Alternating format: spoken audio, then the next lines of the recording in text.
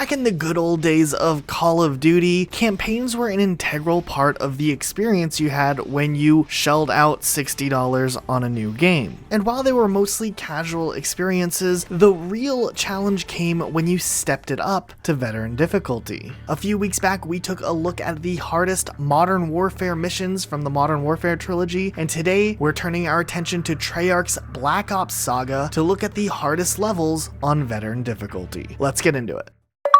Treyarch definitely starts things off extremely challenging with Call of Duty World at War, which served as a prequel to the Black Ops games. And real quick, before we jump into the specific levels in Call of Duty World at War, Call of Duty World at War is possibly the hardest campaign on veteran difficulty of all time. So pretty much every level in this campaign is on par with some of the levels we've seen in later Call of Duty iterations. We just wanted to honor World at War for being stupid hard at times. To start things off on this list, we're looking at the level Vendetta, which is the very popular sniper mission featured in Call of Duty World at War. This level was huge for the Black Ops saga as it introduced Reznov for the first time as a main character, and while a large portion of this level isn't too much harder than veteran difficulty on other levels in World at War, the real challenge comes when you get to the cat and mouse sniping section of this level. Players must engage in a really long and drawn out game of cat and mouse against another sniper in a building far away, and things move really quick here, and it almost is like he has an aimbot and he can kill you almost instantly the second you stick your head out. Even if you land a headshot, you're likely going to have to hit him 3 times to kill him, because otherwise Reznov just tells you just grazed him, or you wounded him but he's not dead yet. And yeah, you're gonna have to kill him if you want to get that checkpoint and finish this level up. Next we have the level Blowtorch and Corkscrew, and if this level is not one of the longest and most drawn out and frustrating levels in Call of Duty history, I'd be surprised. Besides having to worry about being ambushed by Japanese soldiers, players must navigate through very dark and rainy circumstances with low visuals on where enemies are to various different bunkers and plant several satchel charges. The real struggle with this level just comes from, first of all, how long this level is drawn out for, especially on veteran difficulty, with enemies constantly flanking you from different directions. But this level also gives players a sneak preview at the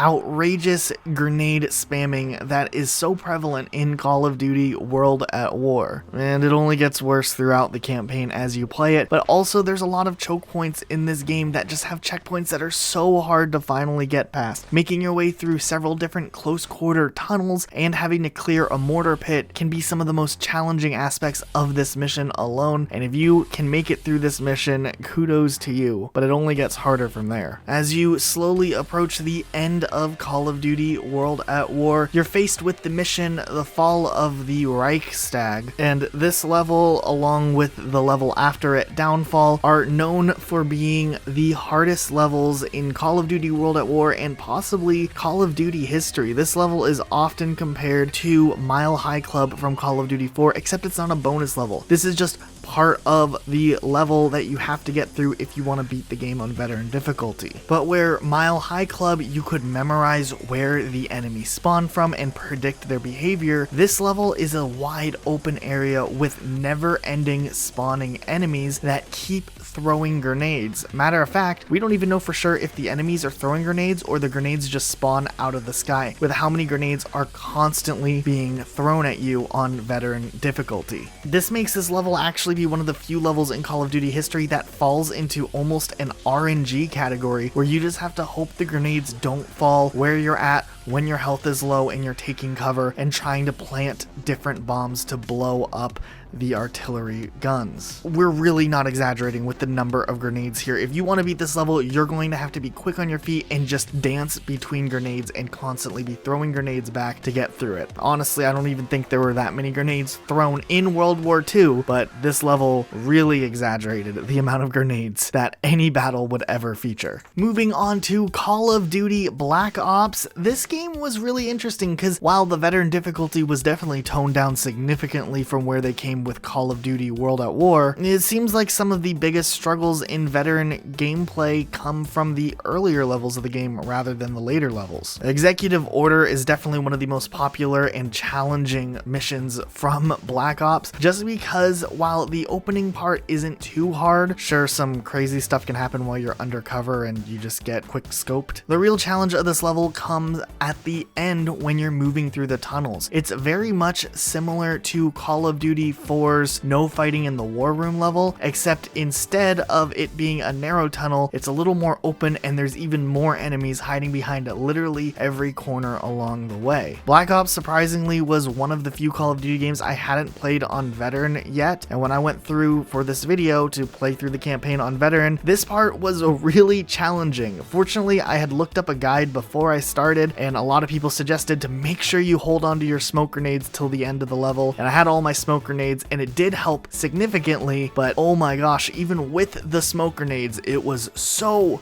hard because there's just constant enemies everywhere, and without smoke grenades, I don't know how players are able to beat that regularly. There's just so much. SOG, on the other hand, was another level that almost gave me World at War flashbacks just because it had another never-ending supply of enemies spawning as you're trying to move down a hill and retake a weapons cache. While fortunately grenade spam isn't as much of a problem here, as you're shooting at enemies, it's really annoying when you clear an area and more enemies just run in to fill the gaps of what you had just cleared. You have to move quick and get pretty lucky with what route you run, and hopefully you can push the 2 barrels that you have to push down the hill and gain enough momentum to get through this specific section of the level. Then after that, you have to fight your way back up the top of the hill before making it to a car section where enemies can pretty quickly kill you if you're not just rapidly trying to fight back as quickly as you can with the machine gun or the China Lake that you have with you. This level just felt like a little bit too much, and it was a little bit extreme. I'm not a huge fan of levels that have enemies constantly respawning while you're trying to do some sort of objective. Next we have Rebirth Island, which is kind of a hybrid of some of the issues that we had seen from both Executive Order and SOG, but there's a lot of indoor movement on this level and enemies kind of around every corner. Plus, with the Nova Gas section, you can die extremely quickly, which is easy enough to do on veteran difficulty, but the added challenge of having the Nova Gas play this huge role on how your health is affected is really difficult. And if you can get through this slowly but surely, it definitely pays off, as this is kind of the last hard level in this game, and once you get through that, it's a little bit easier afterwards. Call of Duty Black Ops 2 continues on the trend of kind of making the campaign a little bit easier, especially with the fact you can kind of change out your classes, which helps a lot if you're going through it on veteran difficulty, but there's still a few notable levels along the way that had a challenge. One of the levels is Mission 6, which is Karma, which mostly just has you shooting through a large number of enemies that constantly keep coming and run some pretty elaborate flanks on you if you're not careful. Plus, there's a huge section of this level, which takes place in the future, as you guys know, that just blasts 2012's dubstep music, which oddly enough kind of dates this level if you're playing it in 2019. I'm mostly putting it on the list because I kept dying at that section, and the music of the dubstep repeating over and over again can get pretty irritating. But hey, if you could get through this level, you're happy to never have to listen to the dubstep on this level again. Alternatively, one of the biggest and most challenging levels in Call of Duty Black Ops 2 most likely is Mission 9, which is Audisous. This level has you on a huge ship carrier called the Barack Obama, surprisingly enough, and it really has a mix of you having to run through so many different corridors, fighting off enemies, to being in a wide open space where enemies can literally just spawn or drop behind you and kill you in just a couple shots. It can be really frustrating to make a bunch of progress just to be killed from behind by someone you never had even seen before, making this probably the hardest level in Black Ops 2. Now, Black Ops 3, on the other hand, decided to up the ante and fire on a new realistic mode, which is a harder version than Veteran, which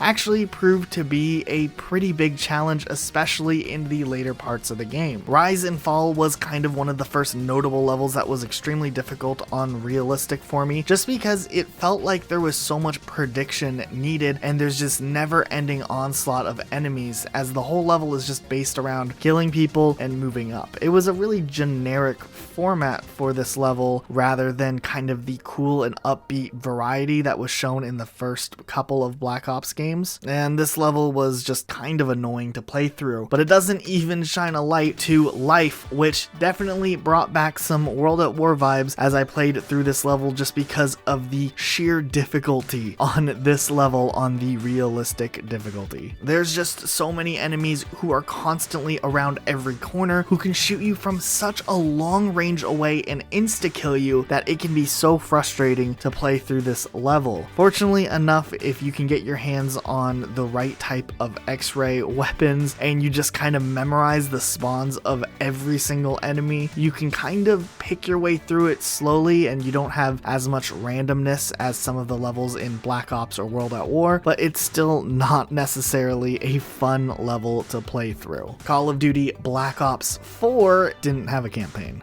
but they did have the weird specialist mode that acted kind of as a substitute for campaign. We're not going to look into this one too much because it really wasn't a campaign, but if you wanted to pick what would the hardest feature or the most challenging challenge on specialist mode was, it's probably playing through Seraph and getting the 3 stars on the little sub campaign that they put in, just because this section has the enemies or the bots on veteran difficulty and they're actually really challenging here, and just the way that the enemies move and the flanks that they run and just the weapon selection you're working with isn't really the greatest, and surviving and getting that 3-star is a pretty big feat. So we decided to include it on this list just so we have representation from every Call of Duty in the Black Ops saga. Now it looks like we're getting Black Ops 5 as early as next year, which will be interesting, but maybe there'll actually be a campaign with a good veteran difficulty. We'll see what they end up doing. I'm not looking too forward to it, but hey, you know, opinions can change. Maybe they are dividing up the teams really well and working on something really cool, and having 2 development heads at the same time might make something better. But that's it for today, guys. What campaign level from the Black Ops saga, or if you want to just include the entire Call of Duty franchise, was the most difficult for you to play on? If you haven't already, check out our Modern Warfare Trilogy hardest veteran difficulty levels. There were quite a few in that too that we have over on that video. Make sure you guys check that out, and we'll see you all next time with a brand new video.